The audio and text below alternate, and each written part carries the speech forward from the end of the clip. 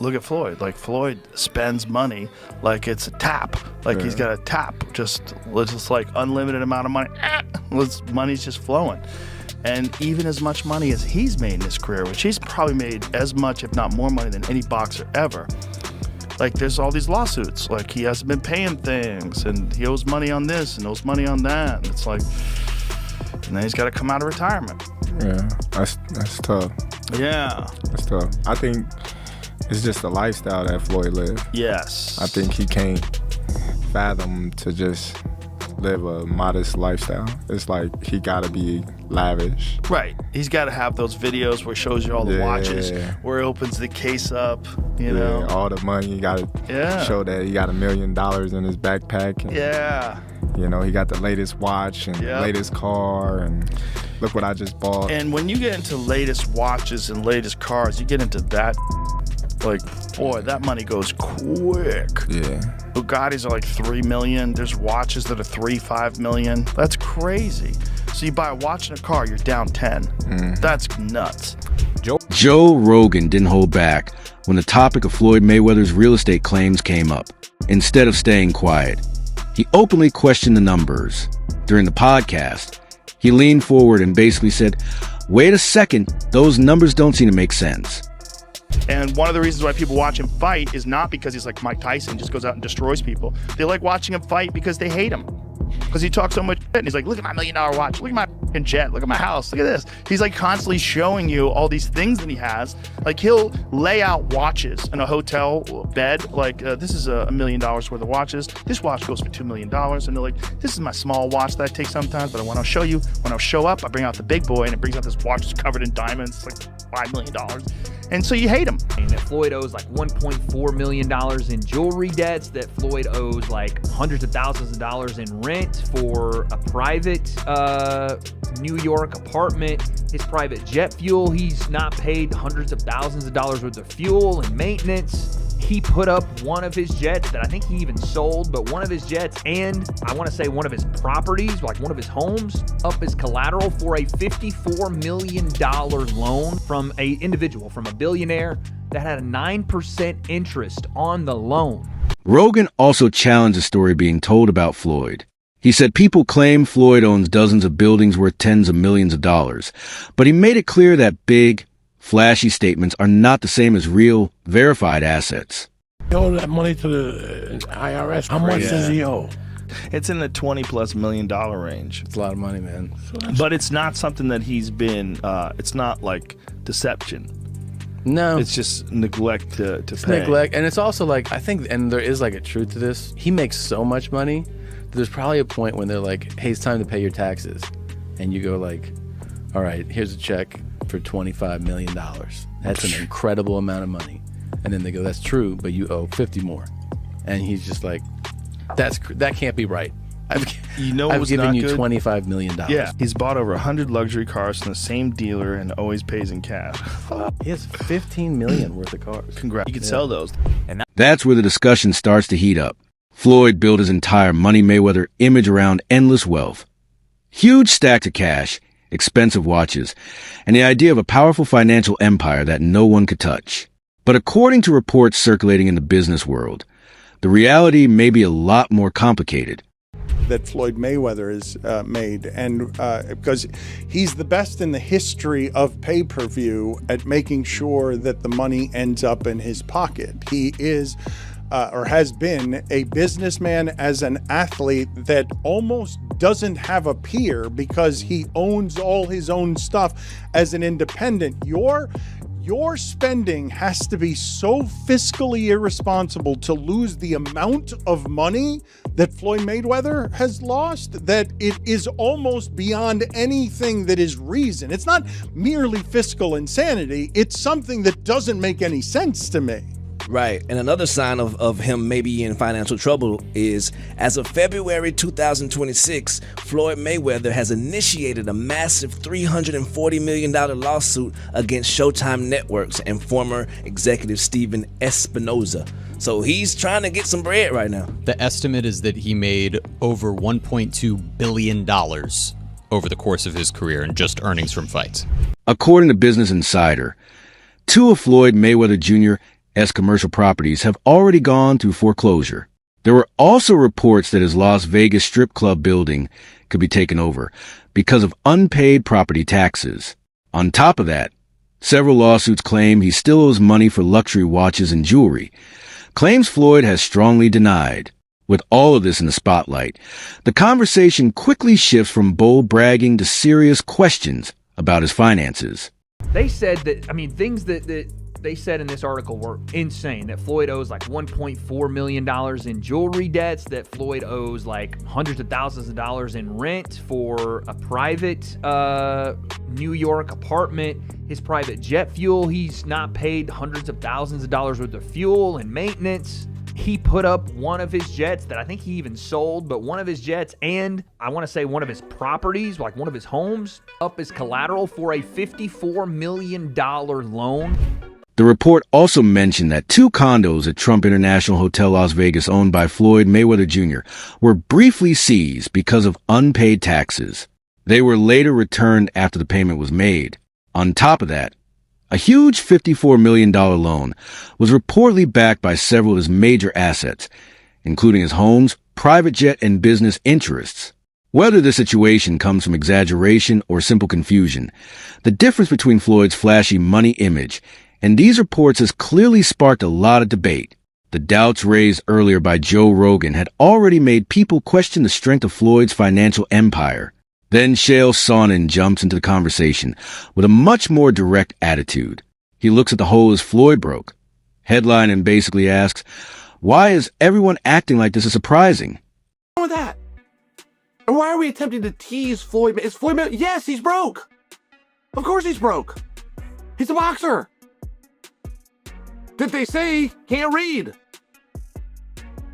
That's not to tease him. They say that he can't read. His best friend at the time said that he can't read, and he never denied it. I don't tease him for it. He was a guy who grew up in a boxing gym, right? It's one of these things. You know what you know. You know what you were taught. I didn't teach him about contracts. I didn't teach him about saving. I didn't teach him about investments. Who would have taught him these things? Of course he's broke. He turns a question back on the audience and says something simple. If regular people wake up and go to work every week because they need money, why would it be surprising if a boxer keeps fighting for the same reason? Listening to that, it feels like classic blunt logic, part straight honesty and part playful trolling. But he doesn't stop there. He goes on to challenge the huge payday stories that often surround boxing. According to him, those billion-dollar earning claims and massive pay-per-view numbers usually come from promotional press releases, not from financial records that the public can actually verify. He even points out that the companies responsible for processing the pay-per-view sales have never confirmed many of those massive figures. That statement alone shakes up years of hype around boxing payouts. Then he adds another jab, saying Floyd is also known for having a serious gambling habit. Gambling addict. He's got baby mamas all over the... What do you mean is he broke? Of course he's broke. What boxer do you know that isn't broke? What a ridiculous question. But it's the fact that they're attempting to tease him. I mean, first off, they're asking the question. Look, I've told you until I'm blue in the face. The numbers that you hear in boxing simply aren't true. Floyd made $1 billion. No, he didn't. Floyd and Conor made $500 million. No, they didn't. Of course they didn't. Nobody's ever confirmed that. And it's the same thing with the check. I got $100 million for a fight. Oh, you did? Who signed the check? Whoever signed the check is going to want credit for it. There's never been a time that $1 million check was written and the dude that wrote the check didn't make sure that somebody found out he wrote the check. So who wrote the check? Floyd's got a whole bunch of them, apparently. He got $1 billion. Who wrote the check? At the same time, Chael isn't only criticizing Floyd. He's taking a shot at the whole way money stories are told in sports. Then he shifts to the mess around fight contracts. He explains that if a fighter starts announcing several fights while a major matchup, like a rumor bout with Tyson, is being discussed, it would frustrate any promoter. In boxing, timing and exclusivity are critical parts of the business. That's where the situation becomes a bit ironic. Chael also points out that Floyd has accused Showtime of questionable business practices in the past. And I'm only sharing with you, like, the numbers aren't what you think they are, right? The numbers are good and they made a lot of money, but it's not what you think it is. And yeah, of course Floyd's broke. Would you be boxing if you weren't? And it's very tough to be At the same time, critics say Floyd's own promotion created similar confusion during the exhibition with Logan Paul. So the story starts to feel like a maze where every side thinks the other one is the problem. But there's a funny contradiction that Chael points out without even trying. People may question Floyd Mayweather Jr.'s finances, doubt the huge payday claims, argue about contracts, or roll their eyes at exhibition fights. Yet the moment Mayweather's name shows up on a fight poster, the entire combat sports world still stops and pays attention. Mayweather owes Logan Paul $1.3 million. No, he doesn't. Just to clear that up, no, he doesn't. Will Logan ever get the money? I think Floyd's broke. Floyd does not owe Logan $1.3 million. Floyd's promotion owes Logan $1.3 million. And no, of course he's not going to get it. That promotion's already shut down. Allegedly, by the way. Chael Sonnen had already fueled the talk that Floyd Mayweather Jr. might be struggling financially. Then Jason Whitlock and his panel jumped into the debate, and the discussion quickly turned into a full investigation about money. It felt like the conversation had moved from boxing analysis to financial detective work. Whitlock kicked things off by referencing comments from Shannon Sharpe and others who believe Floyd's return to fighting is mainly about chasing another huge payday. As soon as names like Canelo Alvarez, Manny Pacquiao, and Terence Crawford were mentioned, the business side of the conversation became obvious. Sharpe suggested those are the kinds of matchups that could bring in the massive money Floyd might be looking for. In other words, that's the list of big celebrity super fights. Then Whitlock adds a twist by referencing the famous question from Rocky, "Why do you fight?" Suddenly the whole discussion shifts from money and contracts to a surprisingly philosophical moment. Sharpe and Ocho Cinco suggested on their podcast that Floyd Mayweather is talking about coming back, unretiring. He is. Because he's broke. Yeah. Let's play the clip here of Shannon Sharpe and Ocho Cinco. There are only 3 fights that Floyd can have that can command and get the kind of money he's looking to recoup for money that may have been lost, or money that may have been stolen, or money he may have spent, to date. For one, a rematch with Canelo. That's one fight. Canelo too big. Listen to me, Unc. We talk about making that money. He ain't gonna have no choice. Yes, but the key point is this. Floyd Mayweather Jr. built his entire brand around the idea that money equals success. He even changed his nickname from Pretty Boy to Money. Jason Whitlock points out the tough irony in that. When your whole image is based on wealth, any rumor about financial trouble quickly turns into huge headlines. Then Dre brings a more practical view to the table. He says the real question isn't how much Floyd earned during his career. The real question is what people don't know. Things like cash flow, assets, debts, taxes, and the cost of his lifestyle. In other words, there could be a lot going on behind the flashy Instagram posts. The panel keeps the discussion going with jokes about gambling losses, possible IRS bills, and expensive spending habits. Suddenly, Floyd's career doesn't look like a simple victory story. It starts to feel like a complex financial puzzle. But here's the part that makes the whole debate funny. While some people on the panel question why a fighter close to 50 would step back into the ring, others admit something every fight fan already knows. If Mayweather announces a fight against someone like Terence Crawford, Canelo Alvarez, or Manny Pacquiao again, all the people debating it right now will still be watching when the bell rings. Boxing glove. $1 billion, and he's 47 years old, and he's completely broke. He's won the prize. This is, of all the idiots that we've seen out there, celebrities, actors, entertainers that have lost a lot of money, this guy would take the cake. To blow a bill before he even hits 50 is unimaginable. It actually is sad. It's a cautionary tale. We have seen it time and time again. But who actually wants to watch this guy fight? Like, people that love him. If he comes out and if he loses and looks terrible and gets destroyed, well, look, if you love him or hate him, you can say, well, he's nearly 50 years old. This doesn't prove it. Jason Whitlock and his panel had already turned the Floyd comeback story into something that felt like a financial courtroom drama. Then Andre Ward joins the discussion, and the mood shifts immediately from hot takes and speculation to thoughtful, fighter-level insight. That contrast hits in a completely different way. Ward starts by reminding everyone that he's always respected Floyd Mayweather Jr.'s work ethic, and it's a point that often gets overlooked when people focus only on the flashy side of his life. Ward explains that the cars, jets, and luxury lifestyle were all part of the Mayweather brand, But underneath it all, Floyd was always a gym rat who never skipped his grind. When Ward admits he's conflicted about this comeback, it feels genuine. He's not attacking Floyd like the rumor mill does. He's sharing a deeper perspective. For a fighter like Floyd, boxing isn't just a career. It's part of who he is. Ward points out that the adrenaline, the attention, and the huge fight night payouts create a rush that normal life simply can't match. That is because of the way Floyd Mayweather goes about his business. He's been filthy rich. He's made his name, his legacy, and a lot of his reputation wasn't just the boxing. It was the money. It's the money man. What I have, what I'm driving, what I'm living in, what I'm flying in. And a lot of people, they don't like that. I don't know if Floyd Mayweather had more supporters for most of his fights or more haters. But regardless of where you fall on that line, Floyd Mayweather made it work for him when many people, promoters included, networks included, early on didn't think that he can do it. That's the kind of perspective only a former champion can give. Then Ward shifted to talking about a potential rematch with Manny Pacquiao, and suddenly the analyst in me perks up. He makes a sharp point. Older fighters can actually create more exciting action in the ring. Why? Because they can't rely on the same nonstop movement they had in their prime.